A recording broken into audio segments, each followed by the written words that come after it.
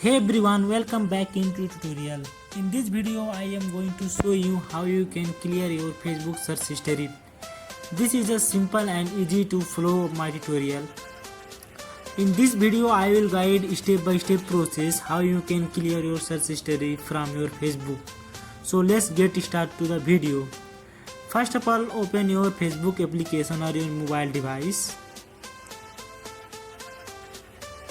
Make sure that your Facebook is logged in. You can see the different icons are there like plus, search button and messenger and all.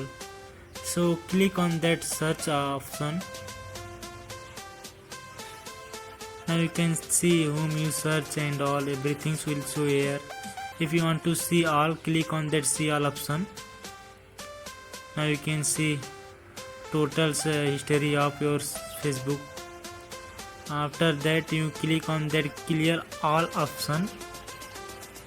Click on that. Now then click on clear all option again. Now you can see that your history all are deleted, what you search and everything. And that's it, you have successfully cleared your Facebook search history.